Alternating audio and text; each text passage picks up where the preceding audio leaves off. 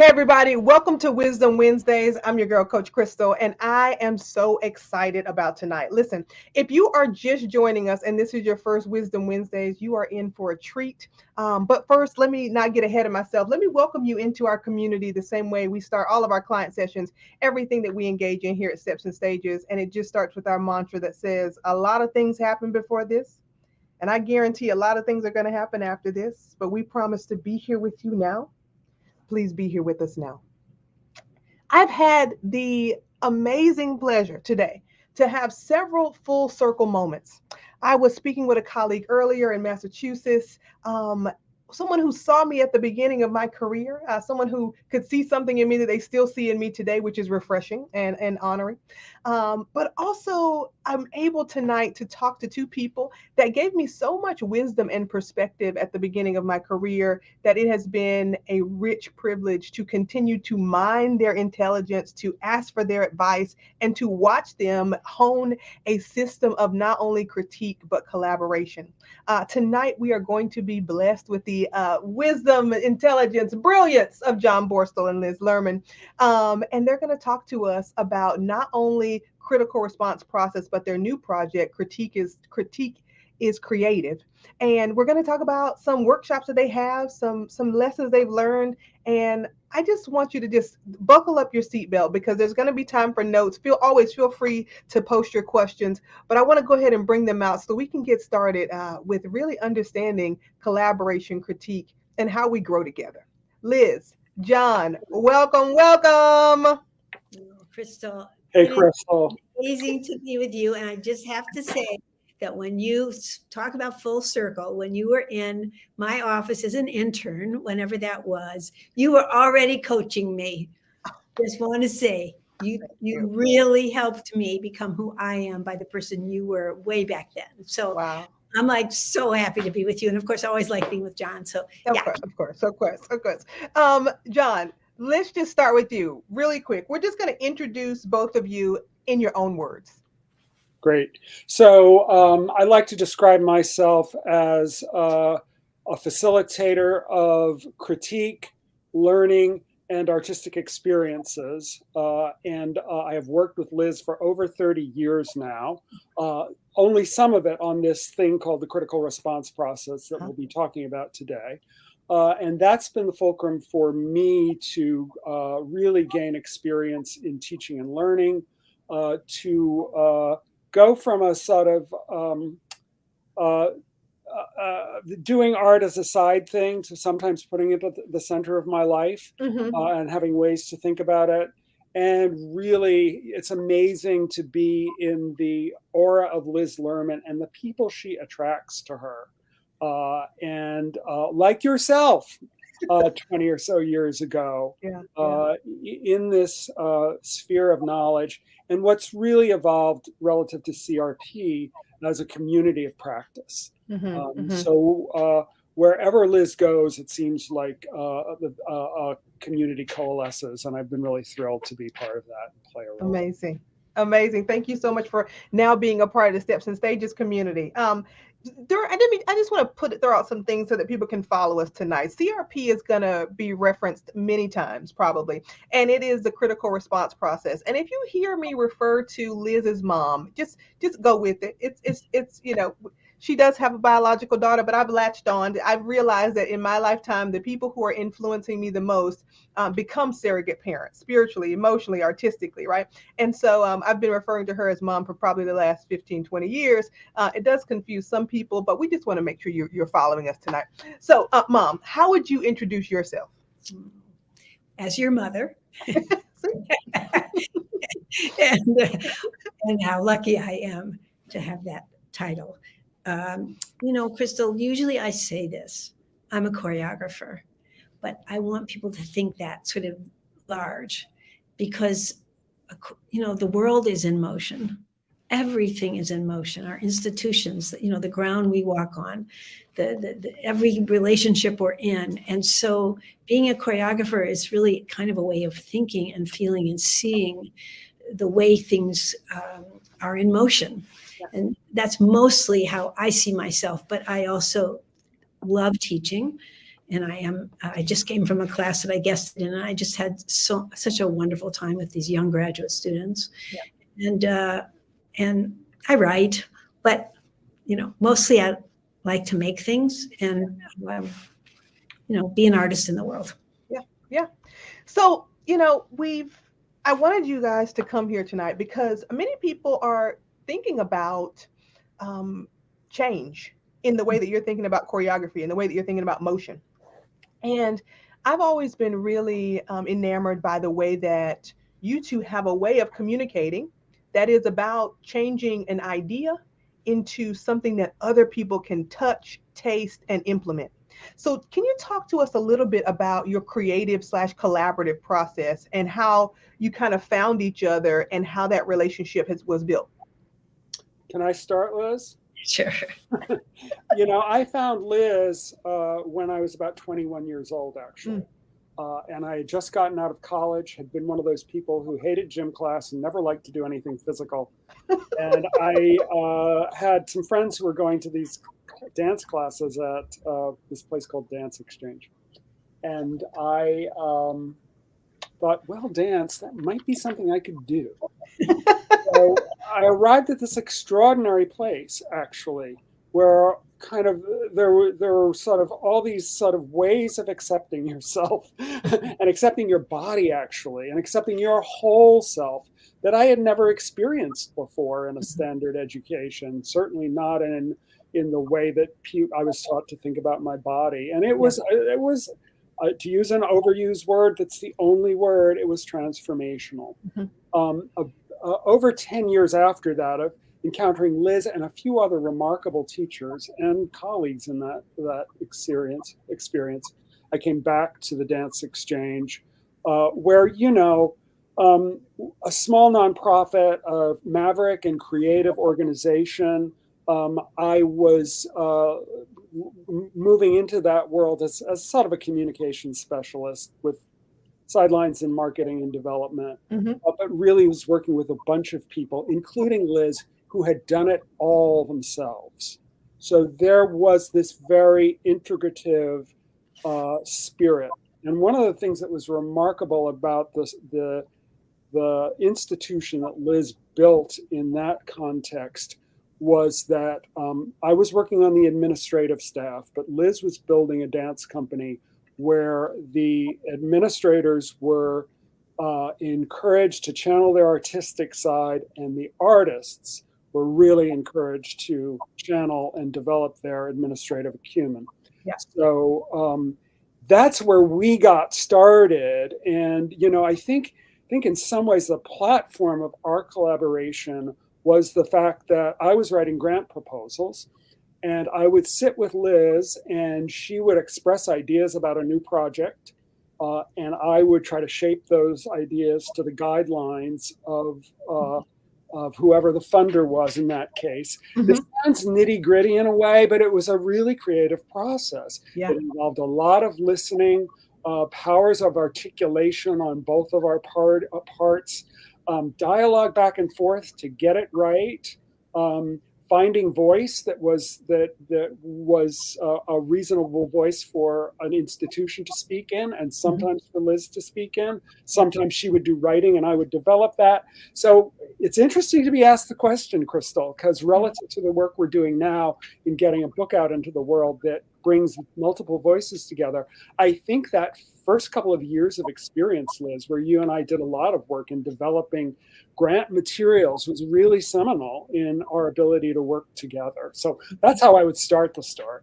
Yeah, that's great. I mean, you see this, what I'm posting at the bottom of the screen. It's called Partners in Believing, right? And in our community, we're often finding one another as partners in believing. Like, I think you all are a quintessential example of, it wasn't about a perfect idea first. It was about the relating to the vision first, right? So, I mean, and for those of you who are not in the nonprofit world, a grant is basically a vision document, right? And the clearer you can be, the more you can collaborate and like actually communicate that to others. So, Mom, what's your side? How do you think this whole thing? Can I add one thing to vision document? Yeah, it's an aspirational exercise as well. Exactly. Yeah.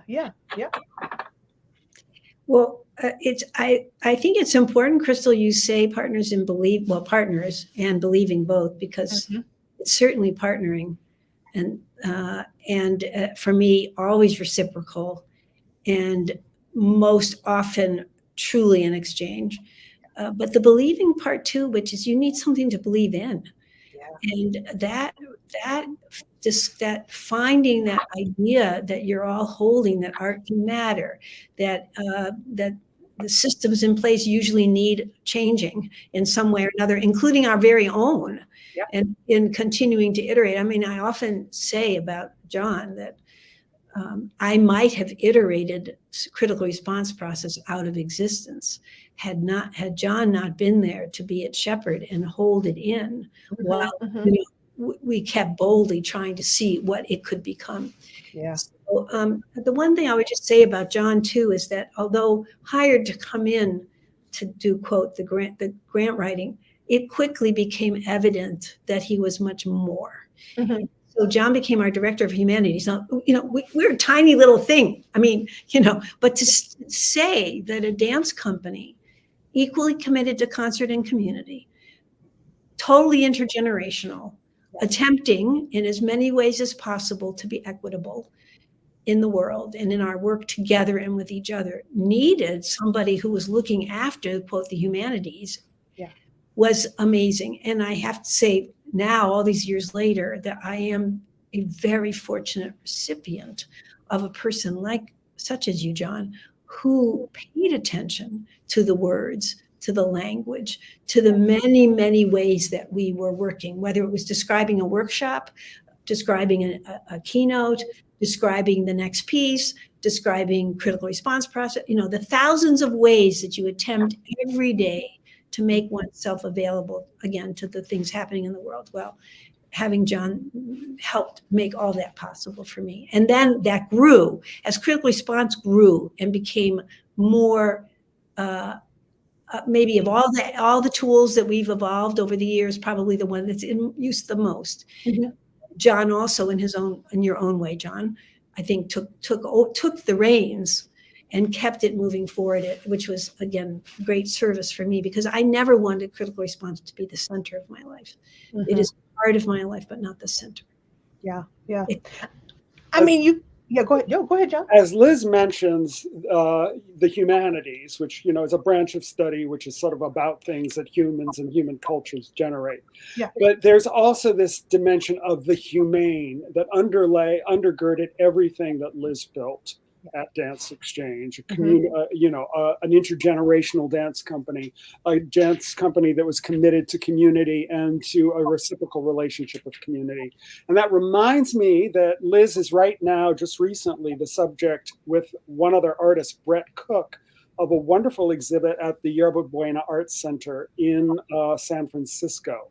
Beautiful. And the exhibit is anchored by the set of video dialogues between Liz and this remarkable visual artist, Brett Cook. And one of the topics they really zero in on is humanness and the humane, Yeah. and the fact that it is not always part of our arts training to value it. It is not part of the academic orientation to the arts to value it. But Right. Liz has very much put the humane at the center, and it's also very much, I think, a dimension of the critical response process and a way to think about giving and getting feedback that does value ourselves, everybody in the critical dialogue, as total human beings. Yeah. No, I think that's important to say, John. Thank you for bringing that up. A lot of what y'all are also saying is there are, I mean, before there were words for this, right? I mean, you're talking about valuing things that people feel like are in opposition, the concert and the community, right? The humane and the art, these things that people don't necessarily find the intersectionality for. And for a lot of people, when they are thinking about going through some of the processes of our community, about visioning a new life, they're often stopped or stuck in, well, that doesn't go together. How do we do both at the same time? Like, I don't know if I can make money doing that. I don't know if I believe in myself enough to do that. Where are the places along this evolutionary process of dance exchange, of Liz Lerman, of critical response, of this intense collaboration over these years, have you guys hit those points where you felt like, oh, I don't even know how we're going to put this together, or oh, they might not get it, or what are we doing here? Well, doubt and humility are kind of two interesting ideas. Mm-hmm. So when you feel doubt, it doesn't necessarily have to send you down a destructive path. It can be a reminder that, yeah, you don't know everything. You can't know everything. What are questions I could ask to work my way through this? What part am I playing in this that's causing this? And do I need to suffer while I think? Do I need to suffer while I think these things through? And I think trying to sort that out so we can use our skills and all the things that we've come to know, continuing. You asked something earlier that got me thinking. One of the things I talk a lot about now is, a lot of times it's the same ingredients, but water becomes steam, becomes ice, becomes, and that energy, yes, it costs energy. That's work. It doesn't all just happen. I mean, it's energetic to change, water to steam. But then once you're steam, things move in a way that they couldn't move as water, or they definitely couldn't move as ice. And I think it's critical response makes you adept at some of that, as does the body. And I think, Crystal, I've been thinking lately, it was something I brought up in my synagogue recently at Yom Kippur, was that a lot of times our mind will bring us into the problem of conflict, ambiguity, things like that. Our body doesn't experience it all as conflict. Our body can hold it. Yeah. And if people can understand how to move into the body for even just a moment and understand that I can have then somehow it settles the mind into finding the pathway. So for me, that mind body thing was just such a complete and total partnership. And the other thing I just want to say, this is new language for me, but it was actually at Yom Kippur, because right before I go on, it's a big participatory thing. We do that afternoon with everybody in the synagogue, but usually it's the Jonah story that goes right before it. The rabbi was talking about Jonah trying to run away from God, and the rabbi says, you can't escape God. And I get up and I just said to everybody, well, you can't escape your creativity either. Right. You can put obstacles in front of yourself. You can feel you have two left feet. You can say, oh, I'm stupid, but you cannot escape that we are, each one of us, creative. And that part of what critical response does, and part of the tools is try to help you consistently clean house, sort of move the stuff so that you can get to it. Mm-hmm. Mm-hmm. So that's good. No, it's true, right? The whole point of our existence is like to evolve, and that we all have something to do. And the more we try to avoid that thing, the more discomfort it causes our day-to-day reality, right? So we might as well just like stop running and get out of the way. Just do the job, right? You know what I'm saying? One of the things that I think is really critical to critical response process is redefining failure. Right. And so failure comes in many different ways. Like what you're talking about in terms of the mind already problematizing before the data of the process has even been executed. Right. So how do you, when you're talking to people about critical response process, how do you help them understand failure as feedback? One of the things that I've been doing here in university life, because I get to see students regularly for a period of 16 weeks, is to bring critical response process and therefore feedback in the first day, to get people not into that head. Wait, it's not good enough for me to show you. Oh yes, it is. It's good enough to start right this minute, because I could actually ask you guys for feedback on the fact that I just told that story about my synagogue. We could jump in and say, hey, let me give me some feedback about that, right? So part of it is just getting the natural nature of managing. Well, it's not just feedback, but our judgments, both what we do ourselves and to other people. And also, the word failure is such a weird word. I know I have experienced it, and it's very painful when it happens. And also, you can harvest so much from it. In fact, I try to get my people that I know to pay attention to the language where you go, oh, I wish I had. Like, I'll get off this thing and I'll be driving back home and I'll say, oh, why didn't I? That is brilliant. That's me saying, okay, I'm harvesting what just happened to me. And it's not failure. It's something I can use the next time I have an opportunity. Right. The reflection piece. Yeah. I'd answer that question, Crystal, by maybe pivoting a little bit from failure to another value that I've come to really hold close to myself through my work with CRP, and that is this idea of work in progress. People commonly will say something like, this thing I just handed you, it's a work in progress, sometimes in a spirit of like an apology, or Yes. it's not everything I want it to be, or Mhm. I'm making excuses for it. Yeah. But I really like to think of work in progress. Well, let me say, um, it, quite often when we have a workshop in the critical response process, which I should say starts out as a 4-step process for giving and getting feedback, pretty straightforward set of steps you can go through to have a useful and actionable outcome to the feedback experience. But it's also this set of principles that help you navigate the development of work, help you navigate life. So there's a little bracket around CRP. Often we introduce it in the process of introducing it. We'll ask people to consider something in their life that's a work in progress. So we'll say, think of something in your life that's a work in progress. And your viewers might want to do this right now. Yeah. Just bring to mind anything. And it could be, when I've asked this question, it's everything from I'm choreographing a dance about immigration policy to I'm about to launch a $5 million capital campaign to I'm trying to housebreak a puppy to I need to clean my garage. Yeah. When we think of work in progress that expansively, everybody can recognize that at any given moment, there are multiple things in a life that are works in progress. And inevitably, when I ask the question to a group of people, one person, when they're asked to sort of verbalize, will say, well, I am a work in progress. Yeah. And indeed, we all are at any given moment.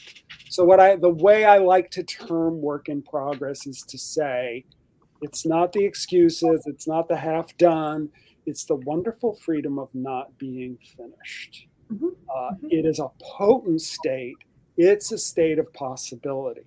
So rather than sort of framing things as failure or success, you can frame them as ongoing potential that is growing, that is evolving. And your moments of feedback, or your moments of self-assessment, or your moments of intimate guidance from a coach are moments in which you get to sort of work on that potential and view possibility. Yeah. And the critical response process has some concrete ways to do that. That's awesome. I mean, pursuing possibility is the real goal, right? Not getting stuck in what we think is the failure, right? Because those are momentary. But if we want to keep growing, we just got to keep going. We all here are educators. So in the intro to dance classes that I teach, I said there are 2 golden rules. You just never stop moving and you go in the right direction. Right? That's it. That's all you got to do. It's like, even if you're doing the wrong thing, as long as you're going in the right direction with the other people around you, no one's going to get hurt, and we're just going to keep moving in the same direction, right? So a part of that is never stop moving. Yeah. Right. But another thing I would add to that is sometimes you have to slow to grow. Yes, I agree. Sometimes, and that's one of the interesting things about a process that asks you to actually be here now, as you in this world that you brought us into at the beginning of the session, Crystal. Actually devote time, energy, thought process, deliberation, conversation, your best humane qualities to taking a break, looking at something, but understanding that the creative process is going to keep going even as you're talking about it, even as you're reflecting on it. Yeah, that's good, John, because a lot of us like to judge what the real work is. Right? Am I sweating? Oh, I guess it must not be working. Am I stressed out? Oh, I must not be working. Am I in the office 15 hours? Oh, I must not be working, right? The work is ongoing. We're creative by nature. Talk to me a little bit, y'all, about this new project. Tell us a little bit. So there's, in my understanding of the world, that is critical response process, there's CRP, there's the book, there are workshops, there's atlas of tools. Now we have critique as creative. Well, it is the book. Yes, critique is creative. It's the new book. It's the new book. Yes, it's the new book. And I would characterize what's special about this book in this way. Liz Liz invented this four-step process out of a moment of intense inspiration that she can talk about in a minute or two, perhaps, about 32 years ago. And she, it really was, I really believe it was a moment of pretty singular genius, and sort of singular insight, though Liz was always in dialogue with people and always subject to influence.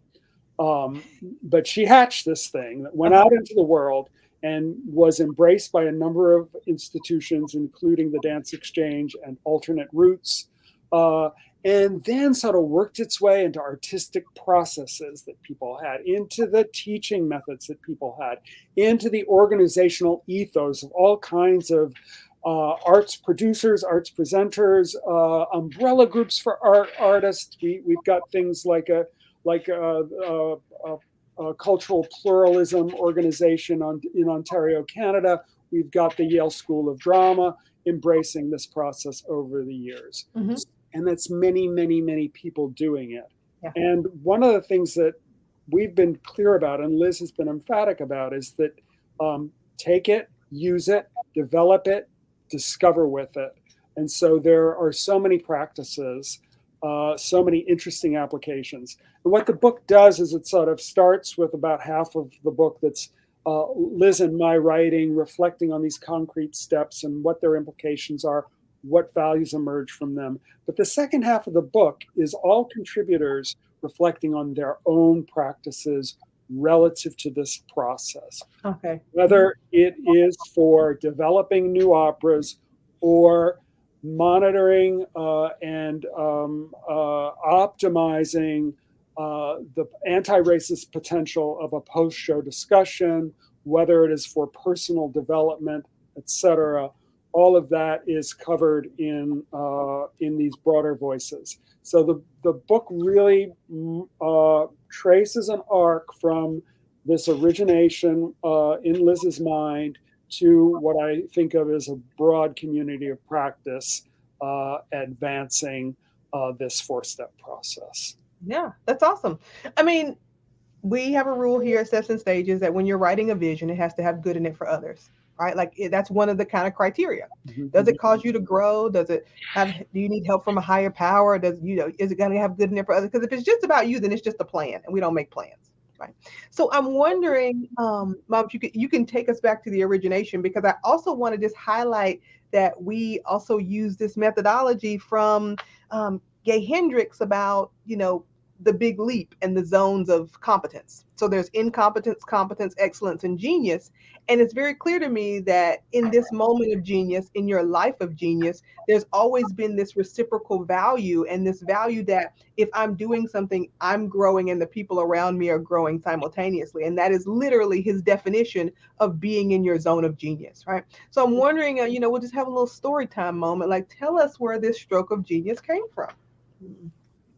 Well, I just like for a minute just to bring my mother's presence in.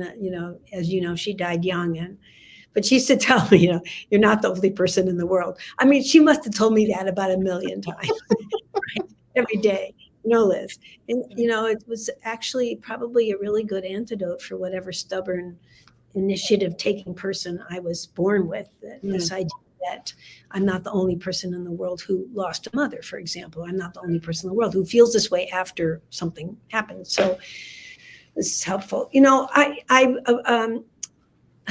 would say partly it came into being because I was really unhappy, Crystal, I would go so far as to say I was miserable with what constituted feedback in our profession. Yeah. Starting from when I was a little girl and teachers thought they could say whatever to me. I mean, like I like to say, I love dancing way more than I hated the feelings that came up from those kind of critiques. And so I kept at it, like thousands of human beings who keep at it despite the institutional, brutality. Yeah. And, I finally it got to the point where enough things had happened. It wasn't only the way people treated me, but it was me being in a situation of somewhat power where I could give feedback to others and asking myself, well, wait a minute, what am I basing this on? Mhm. I can tell you how to make things like I want to make, but what do you want to make? Mhm. And Mhm. myself, after we had a performance, say, in Washington, and there would be the reviews in the paper, and I would be in dialogue with these reviews, for days. You'd just see me muttering going down the street. And it wasn't so much about good, bad, but I hated being misunderstood. It's like if I just couldn't grasp how is this, and then everybody telling me I'm supposed to just sit back and take it as a professional, and I'm not supposed to interact with them. Mhm. All of that grew to a point where the misery was way too much, and I had begun to practice and experiment in my classes with ways in which I was getting the group to talk to each other. So it wasn't all coming from me. And say even technique classes, pair up, all these experiments we were all doing. Mhm. Mhm. Basically spent a year asking people. Well, I was beginning to define good feedback as the kind where you couldn't wait to go back to work. Like, get me back to work. Not the kind that put you to bed for days in a row. Why did I ever think I could do this? Not the kind that stirred up the doubt, but the kind that, like, I can't wait to go back and work on it, Yeah. I asked people what I know they've all had that experience. What was going on in their lives? And I heard over and over and over again the same kind of things, which I then sequenced and took it back to alternate routes and to another dance festival, the Colorado Dance Festival, and said, okay, you guys, let's try it. I got a commitment from both of those institutions to give it a whirl. Mhm. But basically people picked it up right away and ran with it. We Xeroxed it and sent it out, and there was an article in alternate routes, and we just said to everybody, try this. But there was a tremendous amount of resistance in the early years, I would say. And that resistance, of course, helped us become more articulate.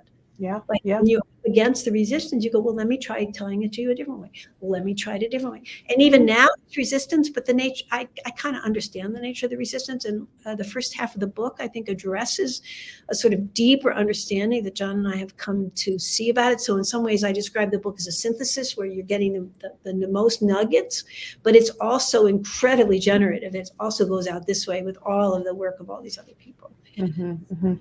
Yeah. I didn't know at the time. I didn't understand that I was dealing not just with feedback, but with judgment. I didn't Mhm. understand that I was actually putting ourselves in relationship to a constancy of how we see ourselves and how we see each other. And that critical response was going to serve more than that. And it took something like 20 years before I articulated this, that in dancing, we may practice the steps, but dancing is not about the steps. Not at all. Yeah. With critical response, we practice the steps, but critical response is not about the steps. If you learn it, it's not about trafficking those things, or it's about the values that are embedded in it and how you live with them.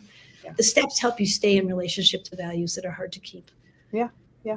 And the ultimate value is that we keep practicing, right? Exactly. Yeah. Yeah.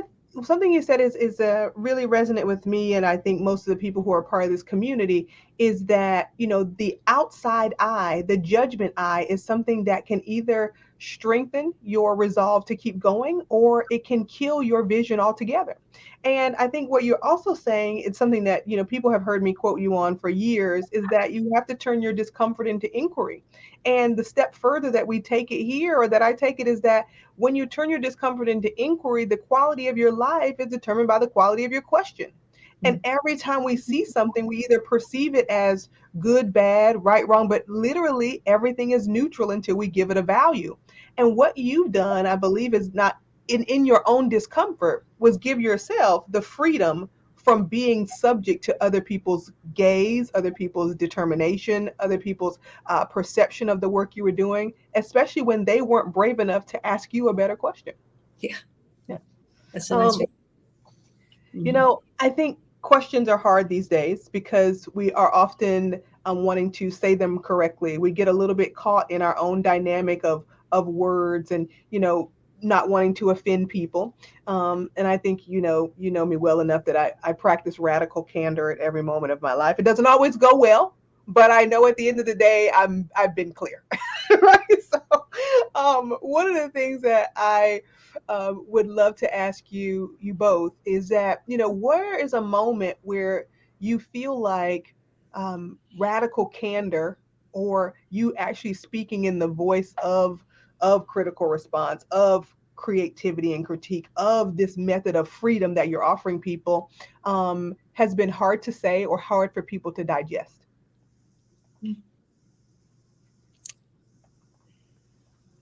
Well, I want to, I'm not sure this gets at the really heart of your question, although Mhm. I just want to appreciate your radical candor again. Thank I you. am the recipient of it on more than one occasion, and I really, really have grown from that. And you do it with such love. And Yeah, that's yeah. part of it, is that in its own way, critical response establishes love. Mhm. Um, so that however one decides then to move from the various opportunities that you have. Yep. But I would say one thing that I'm not sure this is the best language, but with all the discussion about de-escalation and de-escalating, say the police and de-escalating, critical response helps de-escalate the speed of your opinion, Yeah. the speed with which, or this, once you have that opinion, the speed with which you want to express it. Mhm. So Mhm. the fact that you get to, like I say, you might want to turn your opinion from ice to steam. That Yeah. takes a little work, and in the process of doing that, you're settling in there, and but that is hard to do in Mhm. moments of just extreme. So I it's hard but worthy, and it gets easier in time because it becomes, as you said earlier, a practice. Right. Right. Right. Right. Yeah. I guess I would say that when you say radical candor to me, Mhm. one of the things that comes to mind is candor begins with candor within ourselves. Yes. So that may be self-reflection on a situation we're in, or it may be responding to art and taking the time to sort of parse through multiple reactions to something that's complex. And the Mhm. first thing that comes to mind, this doesn't fit my aesthetic for X, Y reasons, so therefore I dismiss it, may be sort of impoverishing you of a deeper experience. Yes. So, what could you do to sort of explore the depth of response you have to something that Mhm. sort of gets you out of those ruts that we build for ourselves? Mhm. And Mhm. critical response has its dimensions, and these are some of the steps of the process: dimensions of observation, Mhm. dimensions of seeking meaning, dimensions of naming what's resonant, dimensions of forming questions, dimensions of perhaps recognizing judgments. And I Mhm. love the way you characterize judgment as sometimes being a force of motivation and sometimes being the thing that shuts us down, Yeah. recognizing those judgments and deciding how we want to suspend or engage them in a given piece of dialogue with a person or in our own response to something. Yeah. Yeah. Um, and that something can be art, that something could be a personal relationship, that something can be the state of the world as we're perceiving it on an evening when the president has to make a speech just telling people what democracy is. Yeah, yeah, that's great. That's great. I think let me just be explicit here because I think sometimes we get so used to as in this culture of that we're in an infodemic and things are at our fingertips. I think sometimes we get really used to assuming that we know what we're about to hear and missing the connection. These people are here on this platform tonight to help us bridge the gap between the things that we fear, which is critique and failure, and the creative process of building a vision inside or outside the arts, but holistically from the internal voice to the external reality. This is a process that not only asks us to be in radical candor dialogic process with ourselves, but with ourselves, with others, and to hold ourselves in highest confidence, Mm. right? Because just remember that confidence is the way that we keep our agreements with ourselves, and our integrity is what other people know as our agreements with them, right? But really keeping in high confidence the systems and the vision that we have for our highest self.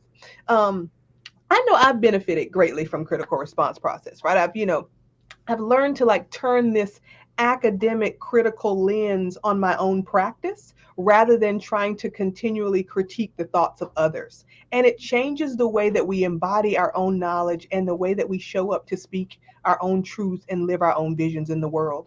Um, as we're kind of closing out tonight, we don't want to keep you guys too late. Tell us really what you want people to get from this process up until now, and from the new book, Critique is Creative? Crystal, I would say that part what's in the book, but also has come to us by other people's practice, is, for example, our friend Cristobal Martinez, who's an indigenous artist, who says that critical response is ceremony. Mm. And he said that to me one day because he's very often working with me around speed, time, the nature of time. I like to say when I walk with Cristobal, he walks so slow I can't keep up with him. Yeah. But you know, people will say to me things like, "Well, I love critical response, but you know, we don't have time to do it. It's just like we don't have time." And Cristobal says, "Oh, I know people think that it takes too long. Liz, it doesn't take long enough. Yeah. It's ceremony."